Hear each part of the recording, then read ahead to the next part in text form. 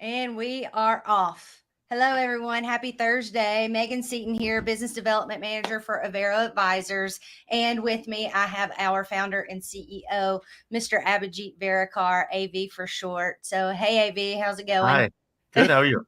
Good, good. We had some technical difficulties trying to sign on, so it's been a fun morning here in East Tennessee. But super excited about today's topic. I thought that we could go through some commonly asked questions that we get asked during shortlist interviews and also presentations that we give Mhm. across the country. So I'm just going to dive right into it. The first one that we get asked a lot, I feel the most common is why should an entity use a project manager? What can they do it themselves? Why do we need to spend money on you guys to help us through this process? So, typically, when we are in a presentation type situation, those questions that one doesn't get asked as often as it might get asked in general. Right. And what I will say is, uh, anytime we are invited to present is a good thing for us, obviously, but also for the client. I don't understand how entities make these large impactful decisions without inviting vendors in for presentations, right? So of course Hmm. it's their call, but um, I don't understand it because you're going to spend at least $500,000 on a consulting team if you're going through a multi-million dollar ERP implementation. So to just look at proposals and the written word and take the vendors for their at their word and not look at the people you're going to be working with is dangerous. So anyway, back to your question, why should people use third party project managers and consultants? I think the simple one line answer is that the clients all have day jobs. This is a once in a career ERP overhaul, either replacing an older system or getting a new one. You can't do this on your own. It's Yep. like, can you take, you know, can you give yourself a root canal? Yes, technically, but should you do it? No, it's not wise. So taking it in that spirit, right? Thinking about Hmm. an ERP implementation like building a school building or a new police station or a new city hall. It's as impactful as big scale. So you don't necessarily have to do this on your own. You shouldn't. You wouldn't build a building without an architect or professional help. And we have a ton of content around this specific Right. question about why you should uh, hire a professional project management consulting team to take you through the implementation process. In simple terms, again, you all have day jobs. You're the CFO, you're the city manager, you're leading a utility district. You don't have the time or the expertise to take this on by yourself. Right. And the business that we do is so niche, right? We do this all the time across the country. So in a way, we are the expert. So a lot of Mhm. times I tell future clients like, hey, let us be the expert and hold your hand through this process because you're going to need an expert to help you make decisions on something this big and this large Right. and this life changing, right? Mhm. Um, my next favorite question is the vendor says that this implementation will only take 3 months. Is that realistic? What is your all's timeline? Well, it depends. Yeah. The consultant answer, but also it depends because it depends on what system you're implementing, who the vendor is, and the typical project we do is for a medium to large scale city, 50,000 to 500,000 in population. And if you are going from an older ERP system to a newer system, no matter what it is, you're not going to get it done in 3 months. You're Right. not even going to get it done in a year if you do it right. And doing it right is what it's all about. So, no, the vendor's misleading you. And then it goes back to some of the other things we've talked about, right? What is your definition of go Hmm. live? What do you Right. mean by done? Is your definition of go live and being done the same as the vendor's definition? So, uh, at face value, 3 months is almost impossible for an ERP system, a citywide ERP system. You might be able to get some modules in, maybe, but also that depends on, again, what each party's definition of go live and being done is. I like that. I like that. So next I have the vendor is requiring that we pay everything up front, right? So how do you recommend structuring payments? Good question. One of my favorite topics to talk about, right? Mhm. It's all in the balance of payments. Yep. How much power do you still hold over the vendor throughout the implementation process? Now, they'll ask you for payments up front. When you sign the contract, pay us for the first year of SaaS fees because we have to set up the cloud and blah, blah, blah. Don't buy any of that. You should not be paying for anything up front. um, at a minimum, something as a token, maybe to keep your place in the implementation queue.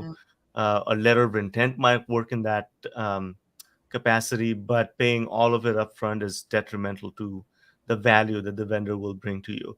It's simple. And what are the milestones within the project? And you should be tying payments to milestones or Yep. some specific invoicing criteria, like a product modules delivered, it's live to your definition, your people are satisfied, everyone signed off, then you should expect an invoice. But paying upfront is not advisable. And as you go through the implementation process, you want to make sure again that the balance of payments remains in your favor, that you are in control and in power. Because if you pay upfront, um, you're not going to get value. It's easy for the Right. vendor to say, okay, you've paid, we don't have to pay attention to you because you don't hold any leverage anymore. So Right. paying upfront is not advisable. Right. Um, One of the recent questions we were asked during a shortlist presentation a few weeks ago was how do we stay up to date with the latest and greatest as it relates to ERP technology? Hmm. A few ways, right? Yep. It's in our best interest to be up to date with our knowledge. So we're Yes. not doing that. We're not being very good consultants. Um, the second is we go to a lot of conferences. We just did Yep. GFOA, which was a huge success for us, and we meet with vendors, we meet with software teams, we meet with all of them, big and small, to see what they're up to, what's new and exciting, what is in the pipeline, how are they leveraging AI. This is the Right. newest thing. And they're very open with us. Like we're not buyers, we're not customers, we're not putting an RFP out. They don't have to be cagey and walk on eggshells around us. So we can Right. have a very open dialogue with our vendors. We can tell them if we think that what they're doing is not going to work, or if it's not going to sell, or if it's not going to work for our clients. We can be candid also. And the second Right. thing is they can be, it's in their best interest to show us their goods, right? Yes. So we do a lot of demos. We do a lot of meetings where vendors will showcase their products and show us their product uh, life cycle and what's coming Mhm. up. So that really is how we stay up. And also we're nerds about these things. So Yeah. that we read about these things before going to bed or on weekends. So lots of information coming in that we distill for our clients. Yes, bedtime stories. I love that. So Mackenzie is joining us today. Hey, Mackenzie. And she says, what are some tips of how to align individual and team objectives during an implementation process? Great question. Some tips on how to align individual and team objectives during the implementation process. Um, that's a hard one Yeah. because every person has an individual agenda. It might be for or against the project, but you have to look at it from an overall perspective. What is it that the city or the agency is trying to do? What is the ultimate outcome you're looking for? And as project managers, as change management experts, it's our job to align individual agendas with the overall global agenda.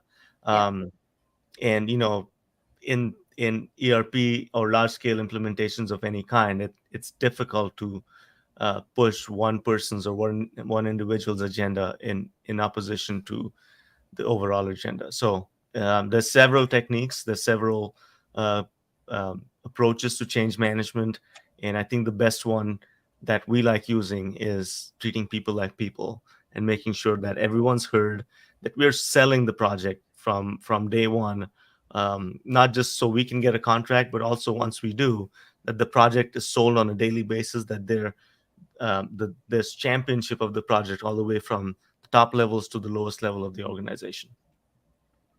Right.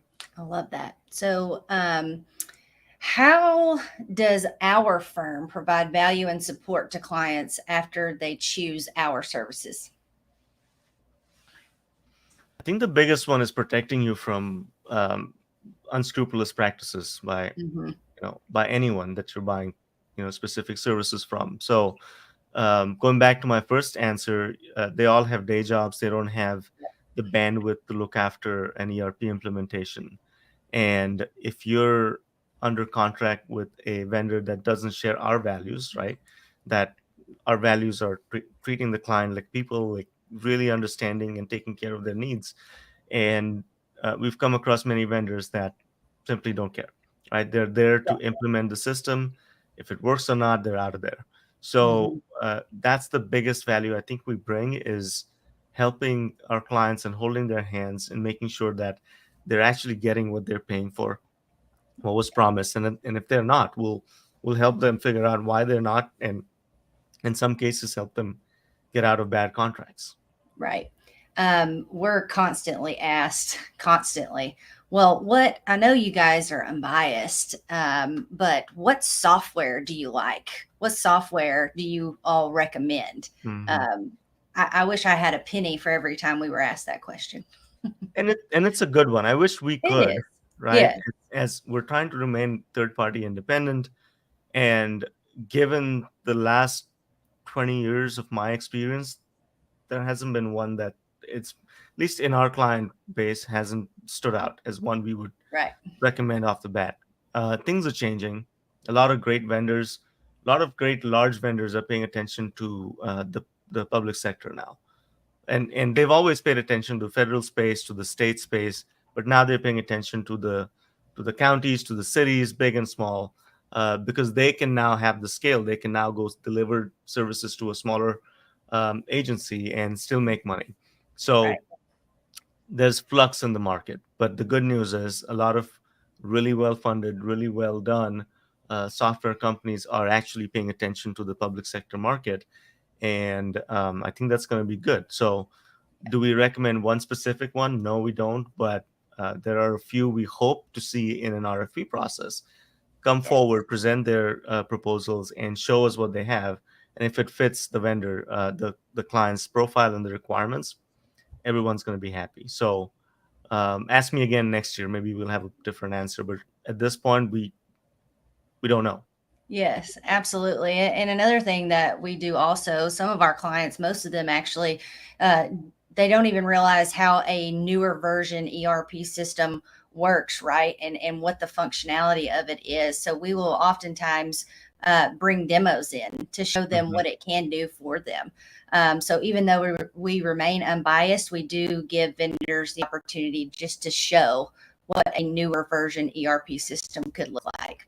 Yeah. So, another question we get asked often, very, very often, is how often will you guys be on site? Will most of the work be completed off-site, on-site? What does that look like? And how do I prepare my team for what you all may need time-wise from them? Yeah. I think we're one of the only teams that prefer being on site. Yeah. We will be there at kickoff, at discovery. We will do the requirements definitions on site. We try not to leave the vendors alone with our clients. And most vendors are doing most of their work remotely post COVID, right? But they will be coming on site for a kickoff, for some major milestones, for some go live events.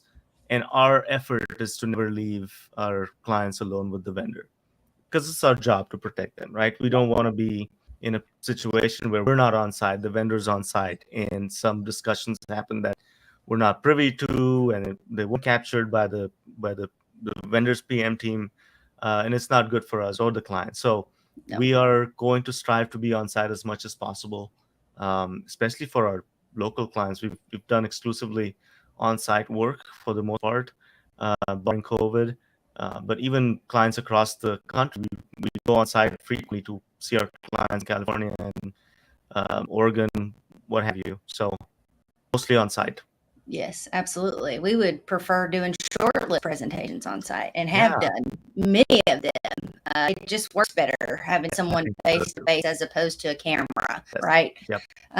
So, how do we measure the success of an ERP implementation? We've touched on this a little bit, and I know we've done live videos in the past, but I feel like that deserved to be in this pot of questions here.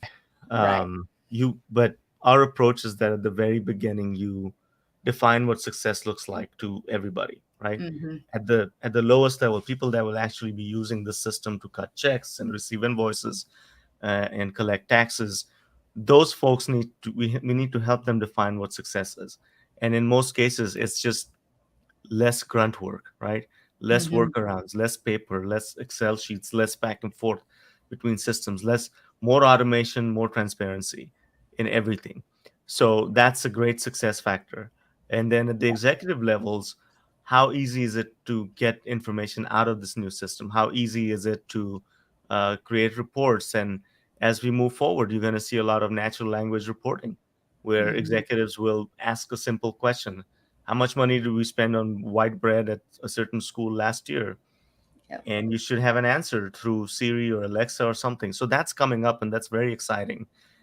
But those are, contrast that to how they do reporting today. You have to ask the IT department to come up with something that they'll think about for months, and then you may get something that doesn't work in 6 months. So all of that's about to change, and those are the um, critical success criteria I think we need to look at. But in simple terms, go live. Did we meet our deadline? Did we uh, s- not overspend the budget we had? Did no one lose their minds during this implementation? Again, going back to the beginning of the project, all of these things need to be defined as success criteria and tracked throughout the project. Yes, absolutely. And my last question, unless you can think of anything else, AV, is why Avero? What makes us different? So, you know, caring about people is really what makes us different. Anyone Yep. can do project management. Anyone that cares can do project management. In project management, at its very core, and consulting is checking off boxes. And if Yeah. that's all you're doing, you're not doing your job, right? You have to bring some heart. You have to make sure that you understand that you're dealing with people that are inherently resistant to change. I mean, who isn't, right? We're going Right. through a payroll implementation ourselves, and it's a headache. It's a Uh, nightmare. it yeah, and but so can you imagine doing a 3,000 person HR and payroll implementation? So people are distressed anyway, and if you're going at it from a place of empathy and understanding that these are people like you, Mm-hmm. and that they're, they have day jobs and they're doing this, and you're there to support them. If you go through that, then I don't care what technical expertise you have or how many times you've done this before. If you're there to check boxes sitting in some office in Maine or somewhere else, right? Right. If you're not on site, all of that and hold your hand throughout the process. So I think that's what makes us different, and it's showing through our projects, right? It's Yeah. showing that our successes have come from small things like that, not Yep. by checking boxes that the project management institute says you need to check, which we do also, by the way. So Right. Right. We're all about the people, and the relationships are so, so important. These people have lives. Not only do they have day jobs, but they have things going on in their everyday lives. And so it's just important to have somebody to lean on in any stressful time, right? yeah, Whether it's digital transformation project or, just your everyday task at work. We all need somebody. yeah, So thank you guys for joining us today. I know this was a little shorter than what we normally do, but I thought it would be cool to get on and just discuss some of the frequently asked questions that we get asked. So without further ado, I will see you guys next week. But everyone have a safe and blessed weekend. Thank you. thanks, Megan. Bye. Thanks.